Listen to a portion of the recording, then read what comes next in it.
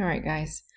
Modeling and optimization. Example 1A. What is the largest possible area for a right triangle? Whoops, I need a pen. And with having the hypotenuse is 5 centimeters long, and also find the dimension. So let's draw out a right triangle. Right now, we only know one thing, 5 centimeters squared belong to hypotenuse. Okay, so we want to look for the biggest area. So area of a triangle equals 1/2 base times height. So I better go label base and I better go label height. Well, as you can see right here, we do not have enough information to find the dimensions or the biggest area. So just to remind you guys, we kind of studied this already in first semester using algebra, but this time we're going to use calculus to solve, okay? So you have to rewrite the area with respect to base or with respect to height. That's really a personal choice. I'm going to pick B, and guys, it does not matter, okay? That means I need to substitute H with something. Well, where do you think that something's going to come from? From the right triangle over here. We are going to use Pythagorean Theorem to find what H is. So A squared, which is H squared, plus B squared equals 5 squared, which is 25. I'm trying to solve for H, okay? So I can substitute in here. So that's going to be H squared equals 25 minus B squared. Take the square root. And normally, students, I'm going to say, oh, don't forget plus or minus. But because H is going to be your height, we cannot have a negative height. So we were only going to be taking the positive side of it. Well, you guys have been studying how to find min and max, okay, since 4.1. And so this is really what we're doing. We're going to try to find the absolute max. And to do that, we are going to take the first derivative, okay? Oops, that doesn't look very neat. So let me write it again. A prime with respect to B. So 1/2 B, that's my U. So derivative of U is 1/2. And then copy V over. Then I'm going to now take the derivative of V, which is 1/2 times 25 minus B squared to the negative half times the inner derivative prime. So that's going to be negative 2B. And then now I'm just going to copy down my U, which is 1/2 B. All right. So let's make this a little bit prettier. This is 1/2. Okay, on the numerator, I have 25. So 25 minus B squared. Over here, what can I do? Reduce that a bit and then multiply that out to that out. So on the top, the numerator, I'm going to have a negative B squared 1/2. I'm going to put the 2 in the denominator. I have a negative exponent. I'm going to rewrite it just like that. And remember, we're about to set this equal to 0. So we want to find the common denominator. So I'm going to go in here and multiply this by 25 minus B squared. And what we do to the numerator, we are going to do to the denominator. So this is going to get set equal to 0 after I write my pretty denominator out. Okay. All right, on the numerator, I now have 25 minus B squared because the two radicals cancel each other out, and then bring over the B squared. This is going to be 25 minus 2B squared all over 2 times square root of 25 minus B squared. We're trying to find the critical points. So the critical point is when the derivative does not exist. We can see that there's a denominator, so let's solve for that. We know that the denominator cannot be 0 or negative since it is on the denominator and under the square root. So 25 equals B squared. Now, guys, normally, again, we're going to take the square root, right? And, oops, square root, not square root. We're going to take the square root. And so that's normally I'm going to say, okay, well, plus or minus 5. Now, I'm going to make plus or minus 5, but we also have to be mindful of application, right? In application, would you agree that I can't have negative height or base? So what you want to do is in the little bit, we'll cut off from 0 and higher. But right now, you guys know I cannot have negative 5 or 5 because that would make the denominator 0. But when I plug in like 2, 3, 4, 5, right? Well, 5 can't have, but 2, 3, 4, that's going to give me positive under the radical. So I'm okay to have that. Now, when I plug in 100, that's negative and negative, so I can't have it. But just be mindful here. Remember, we can't have, okay, a base of 0 because we can't make a triangle. We can't have base of a negative measurement because we can't make a triangle. So students, right now, your domain of this base is non-inclusive from 0 all the way to 5. So just be more cautious when it comes to an application. Okay, so now that's the denominator. Let's go and look for the numerator. Numerator is going to be take 25 minus 2b squared equals to 0. 25 equals 2b squared, divide both sides by 2. So now take the square root, and again, we normally would have plus or minus if it is not an application, but since it is, we would only need the positive side of that. Okay, so I have two critical points, 5 divided by rad 2 and positive 5. Let's make a number line to see where we are going. Okay, this is f prime of the base. We can only have, okay, here's 0, here's 5 divided by rad 2, and here's 5. We can't have anything less than 0. Okay, I'm only picking positive base here. Okay, guys, so since we cannot have anything on the negative side because that would represent negative value for base, can't have anything over here on the right side of 5 because then that would make this denominator 0. So technically I would only have f prime. I only have one value in between 0 and 5 rad 2 to pick. Let's pick 1. And one value in between 5 rad 2 and 5 to pick. So let's pick 4 to see if these will give us positive and negative. Plug it into our first derivative. Where would that be? Here. Let's pick this, okay? On the top, when I pick 1, that would be positive divided by. On the bottom, when I pick 1, that would also be positive, so that is positive. Now, when I picked 4, 4 squared is 16 times 2, okay, 25 minus 32, that's negative on the top. 4, that's going to be positive, so now this is negative. Okay, so how do we know? Let's confirm, even though the question already told us that we are going to look for the maximum, but let's confirm to see if this is actually, if our work is correct, right? Do you guys remember that L max is when the derivative goes from positive to negative? Okay, well, that is confirming this. See how the derivative changes from positive to negative? So we know for sure the absolute max, okay, is going to be 5 divided by rad 2. But now we have to plug it back in to get our answer. So ready? A of 5 divided by square root of 2 equals 1/2 times 5 divided by square root of 2 under the square root.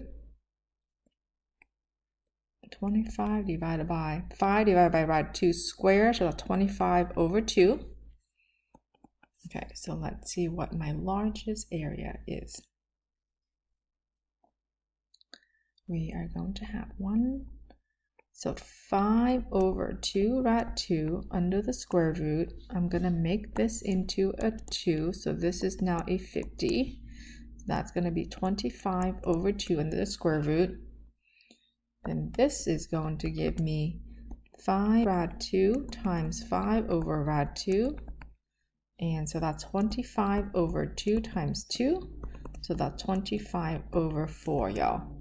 25 over 4 is the largest area, and we're going to write centimeters squared. I'm going to write one complete sentence at the bottom. We know the base. We found the base at, okay, so b equals 5 over rad 2. Leave it inexact. Now we just have to plug it in to get the height. Whoa, that is funky. Come on. All right, oh, there you go. Okay, so I'm going to come over here and plug it in to get our height. Height equals 25 minus 5 divided by 2 squared. So that's going to be 25 all over 2. Common denominator, that's 50. So h equals square root 25 over 2, which is 5 over 2. Oh, look at that. H and base are the same. Okay, so here we go. The largest area is 25 over 4 centimeters square with dimensions of 5.2 centimeters by 5.2 centimeters. All right, guys.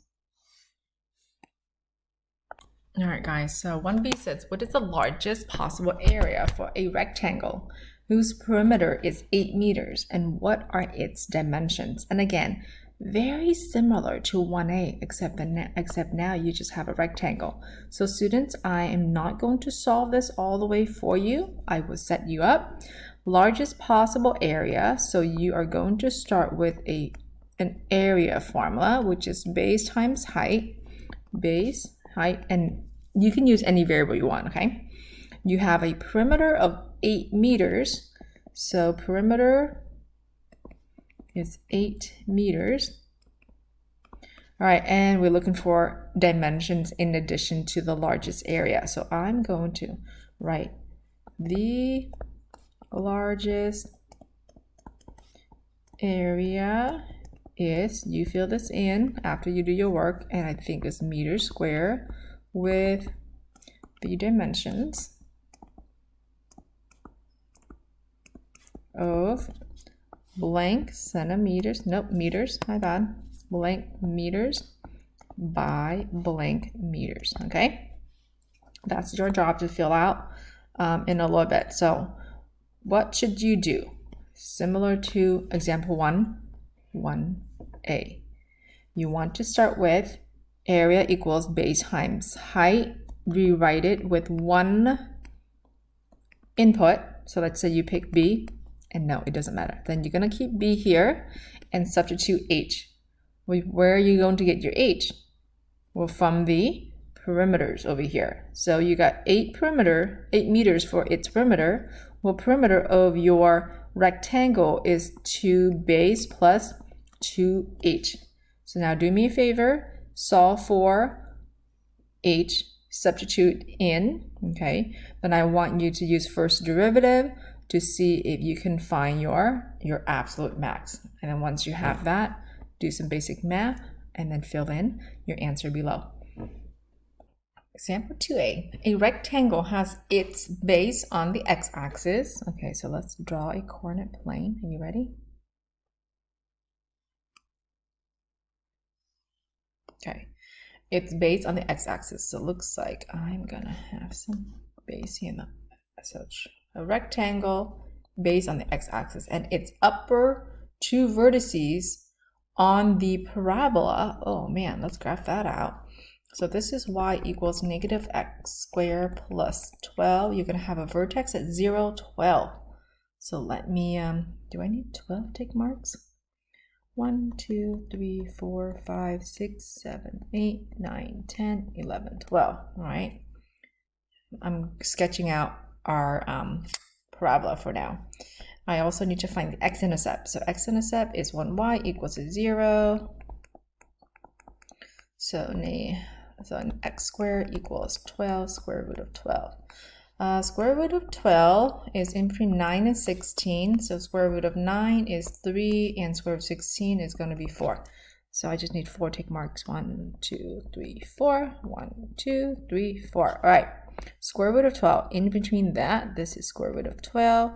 This is square root of negative 12. And then vertex up here. This is the parabola. All right, then it says we have a rectangle, okay? The basis on the x-axis and 2 vertices on the parabola. So 1 vertex, 2 vertex. If it's a rectangle, remember, it has to, the sides got to be parallel. So this is your rectangle right there. And guys, this right here, technically you can draw this rectangle however you want. Would you agree that this is an okay rectangle as well? Or would you agree that this is also an okay rectangle to have? As long as you meet those requirements. Okay, so right now I'm going to stick with my purple. Oh, come on, dude. Don't erase my beautiful drawing. Oh, all right. Oh, come on. Okay, so I'm sticking with my purple drawing. What is the largest area of the rectangle and dimension? So very similar to example 1.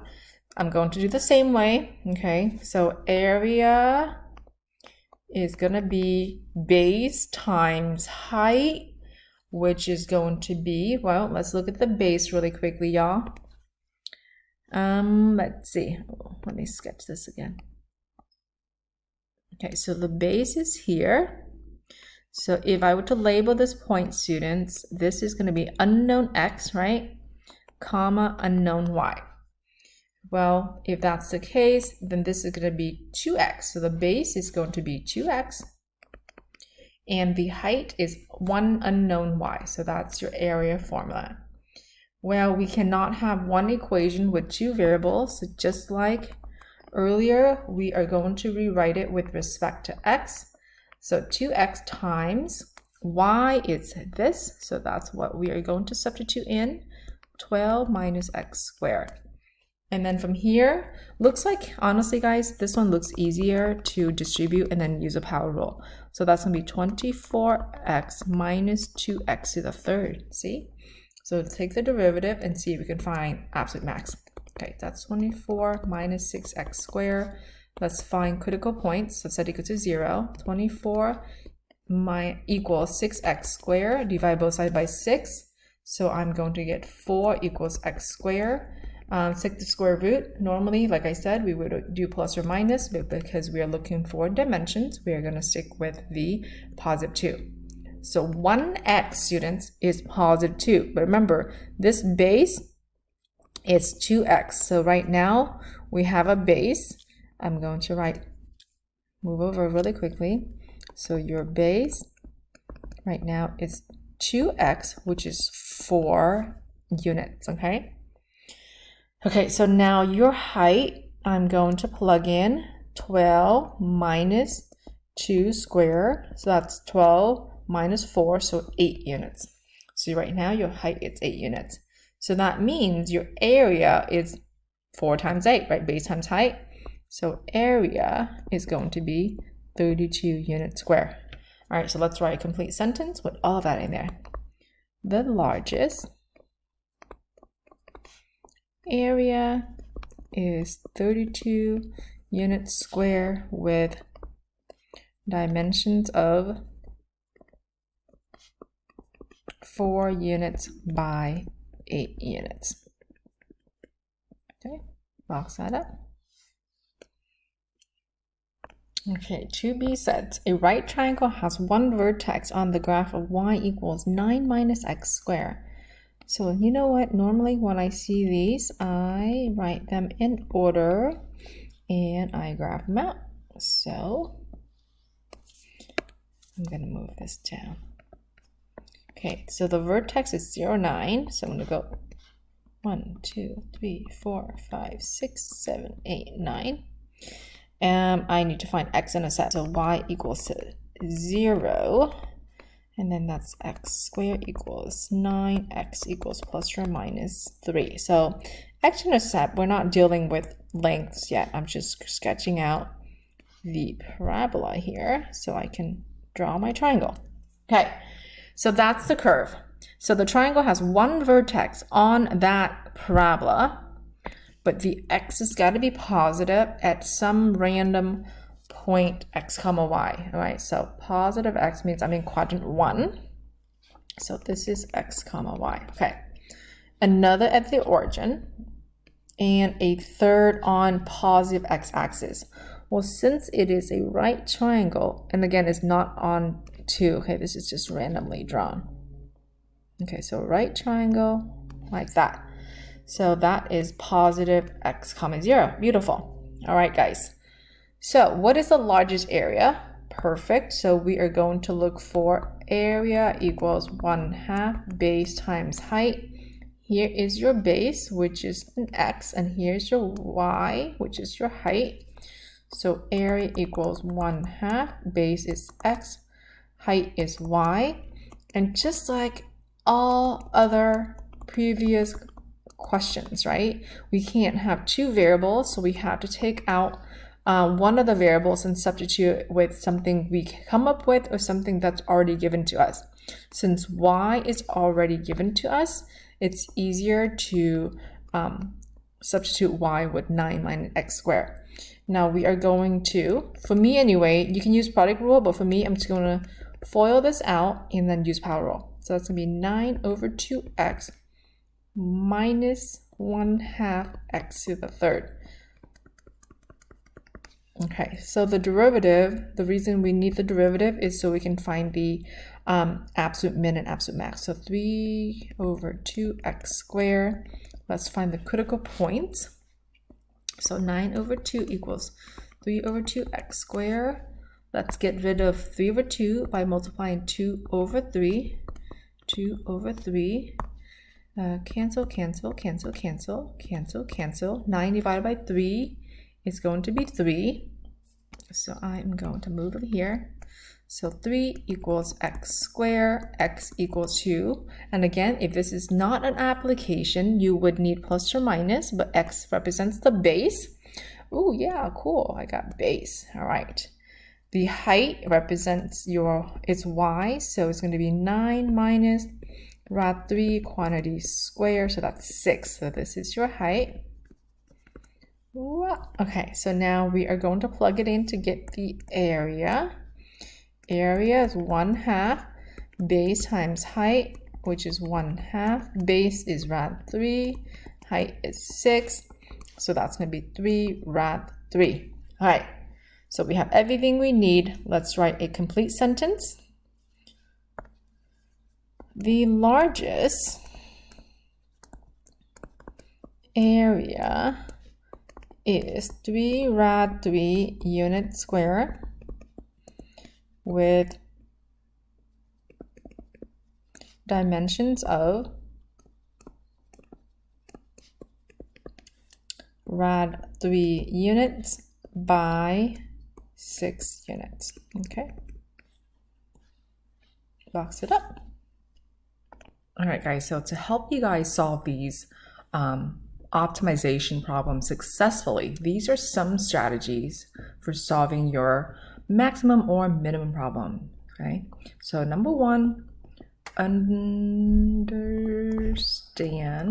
the problem. What does that mean? That means read it once. If you don't know what it's asking, read it again. So read and read it again. Identify what you have and what you are looking for.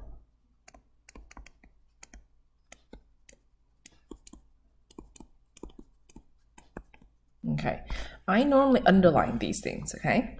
Now, number two, you guys see me do a lot of drawing, right? So draw a picture. Okay. Label all parts using variables or use what they gave you. Then number three, graph the given function. As you saw, I was always graphing out the parabola. Graph the given function and find the applicable domain or sometimes range, and find the applicable domain or range. Remember, in an application, you can't always have the answer that you've solved for. You have to go back and make sure it fits, all right? 4, identified the critical points and endpoints if needed, okay? Then number 5, solve the problem. But in an application problem, you got to go back and check your result to see if it's within your restricted domain. Okay, check your result to see if it's applicable. Okay, if this is a homework question, you may even check it with your, maybe check with graphing calculator or Desmos. Only if this is your homework, okay? Now, number 6, interpret your solution.